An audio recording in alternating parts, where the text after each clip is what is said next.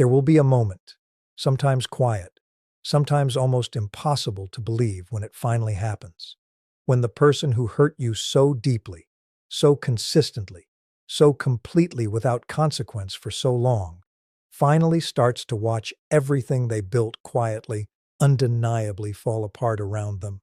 Not because you caused it, not because you fought for it, or plotted it, or even wished for it out loud.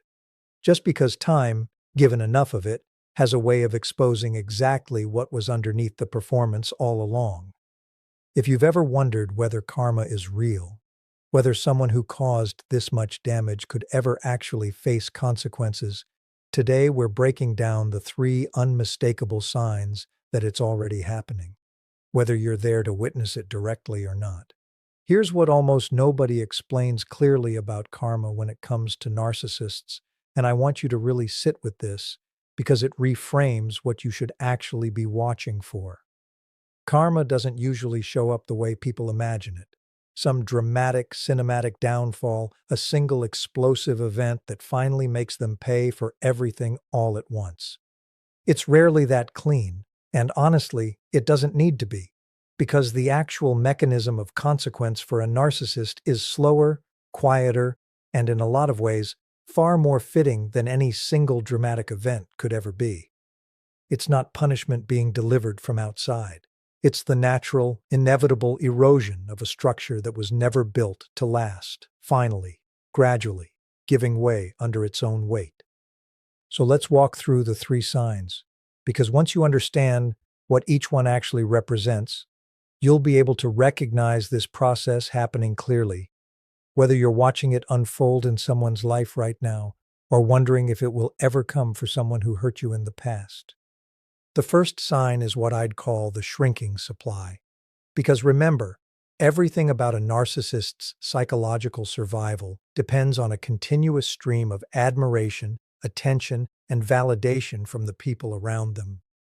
Early on, that supply tends to be abundant because narcissists are often genuinely skilled at charm, at first impressions, at generating exactly the kind of admiration their system depends on.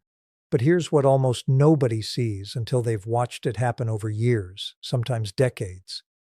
That supply is not renewable in the same way for everyone forever. Every person they've devalued, discarded, or exposed along the way represents a source that's now closed off, sometimes permanently. Every reputation quietly damaged by their own behavior becomes one less place they can go to refill what they need. And unlike a healthy person, who can rebuild trust and connection through genuine change, a narcissist's core structure makes genuine change so difficult that the same patterns tend to repeat, burning through source after source, until the pool of people willing to provide unconditional admiration starts to visibly, undeniably shrink.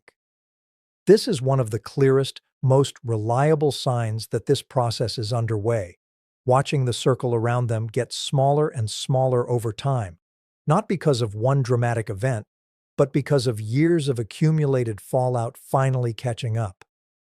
You'll notice it in small ways at first. Fewer people showing up for things that used to draw a crowd. Old friends who used to defend them without question growing strangely quiet, or distant, or simply gone. New relationships that used to form easily now taking longer to establish, sometimes ending faster than they used to, as more people carry with them the accumulated wisdom of red flags they've learned to recognize, whether from their own experience or from warnings passed along by others who've already been through it. The supply that once felt endless starts to feel, for the first time in their life, genuinely scarce, and for someone whose entire sense of self depends on that supply remaining abundant, that scarcity is not a minor inconvenience. It's a slow, creeping crisis, striking at the exact foundation their entire identity was built upon. The second sign is what I'd call the inability to sustain the mask under pressure. Because here's something important to understand about maintaining a narcissistic performance over time. It requires energy, focus, and increasingly sophisticated management as more people around them accumulate direct or secondhand experience of the gap between the performance and the reality underneath it. Early in their life, or early in any given relationship or social circle, the mask can be maintained relatively easily because the audience doesn't yet have enough information to question it. But over time, as more people compare notes, as more inconsistencies pile up, as more former partners, friends, and family members share their experiences, sometimes directly, sometimes simply through the quiet way they react when the narcissist's name comes up, the effort required to maintain a convincing performance increases dramatically. And this is exactly where you start to see something that looks, from the outside, like genuine deterioration, more visible irritability, more obvious inconsistency, more moments where the careful, charming persona simply cannot hold together the way it used to, because maintaining it now requires managing an audience that's grown increasingly skeptical, increasingly informed, increasingly resistant to the exact tactics that used to work so effortlessly. This deterioration often gets misread, even by the narcissist themselves, as bad luck, as everyone suddenly turning on them for no reason, as the world becoming unfairly hostile toward someone who's simply misunderstood. But what's actually happening is something much more specific and much more consequential. The mask is failing not because the world changed, but because the cost of maintaining it against an increasingly informed audience has finally exceeded what their system can sustainably produce. This is one of the most fascinating and, honestly, one of the most fitting signs of consequence finally catching up, because it means the very tactics that once provided so much power, the charm, the manipulation, the carefully managed image, are now the exact things requiring so much unsustainable effort to maintain that the whole structure starts to visibly strain under its own weight. The third sign, and this one tends to be the most quietly devastating for the narcissist themselves, even though it often produces the least outwardly visible drama, is what I'd call the collision with unmanaged solitude. Because remember what we've discussed in other conversations about what happens to a narcissist in true, unstructured, unplanned solitude. The discomfort, the restlessness, the almost existential threat of existing without an audience to reflect them back to themselves. As supply shrinks and the mask becomes harder to maintain, genuine solitude, the unplanned kind, the kind with no strategic purpose, starts to become an increasingly unavoidable part of their daily reality. Not because they've chosen it, but because fewer people remain available or willing to provide the constant audience their psychology depends on. And this is where the real, deepest consequence of this entire process starts to reveal itself. Not through external punishment, not through some outside force delivering justice, but through the narcissist finally being forced to sit, for longer and longer stretches, with exactly the emptiness their entire life structure was built to avoid confronting. And this collision between a psychological structure that fundamentally cannot tolerate genuine solitude and a life that increasingly offers fewer and fewer alternatives to it is exactly where things get most revealing, because it explains something crucial about why this particular form of consequence tends to be so much more fitting, so much more inescapable than any external punishment could ever be, and understanding that deeper mechanism is exactly where we need to go next. That's exactly where we're going next. That deeper mechanism, the reason this particular consequence lands so much harder than any external punishment ever could, comes down to something we've named in other conversations. But that deserves special attention here, because it explains exactly why this specific collision between a fragile psychological structure and unavoidable solitude tends to be the moment everything finally, undeniably catches up. Remember what we've established about how a narcissist's sense of self actually works. It's not internally generated, it's borrowed continuously, moment to moment, from external reflection, admiration, attention, reaction. This means their entire experience of existing as a coherent, valuable person depends on a steady supply of that reflection. And when supply shrinks, when the mask starts failing under the weight of an increasingly skeptical audience, and when unmanaged solitude becomes harder and harder to avoid, What they're actually confronting isn't just loneliness in the ordinary sense most people understand it. It's something closer to a slow erosion of felt existence itself, a mounting, inescapable confrontation with exactly the emptiness their entire life was constructed to outrun.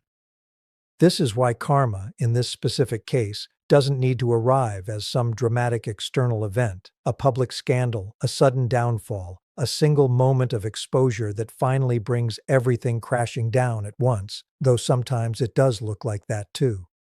More often, and more fittingly, it arrives as something quieter and, in a strange way, more complete. A slow, cumulative confrontation with exactly the thing their entire psychological structure was built to avoid. Every relationship they burned through, every person they discarded or manipulated or devalued along the way, wasn't just a moral cost paid by someone else. It was also, without them realizing it in the moment, a resource permanently removed from their own future supply, a door quietly closing that they assumed would always remain open, until one day they look around and realize how few doors are left. Now, I want to address something important here, because understanding this process clearly can bring up a complicated tangle of emotions for anyone who's been genuinely hurt by someone like this. There's often a mix of vindication, a sense of finally deserved consequence, alongside something more uncomfortable, sometimes even guilt, for feeling satisfaction at someone else's suffering, even someone who caused you this much pain. I want to be honest with you about this because it matters for your own peace moving forward. Feeling some sense of relief or validation when you witness this kind of consequence unfolding is not something to feel ashamed of. It's a natural, deeply human response to finally seeing some acknowledgement, even an indirect, unspoken one, that what happened to you mattered, that the person responsible for it isn't simply getting away with it indefinitely, floating through life untouched by the damage they caused.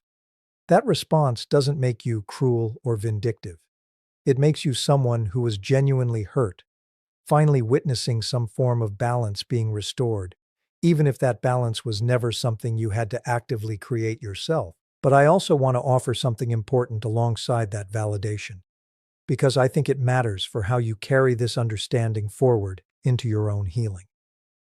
As satisfying as it can be to witness this process, to watch supply shrink, to watch the mask strain and fail, to watch someone finally collide with the solitude they've spent their whole life avoiding, your healing was never actually supposed to depend on witnessing this at all.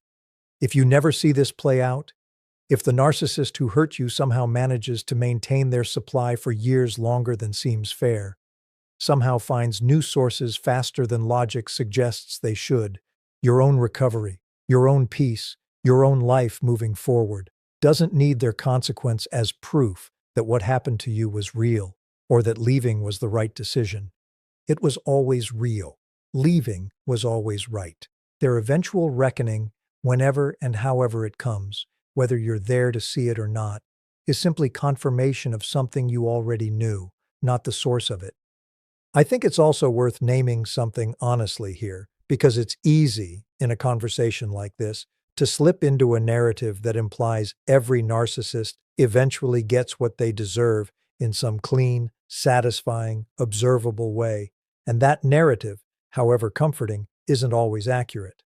Some narcissists are genuinely skilled enough, charming enough, or simply lucky enough in terms of circumstances, resources, or the people they encounter, to maintain a functional supply for far longer than seems fair, sometimes for their entire lives.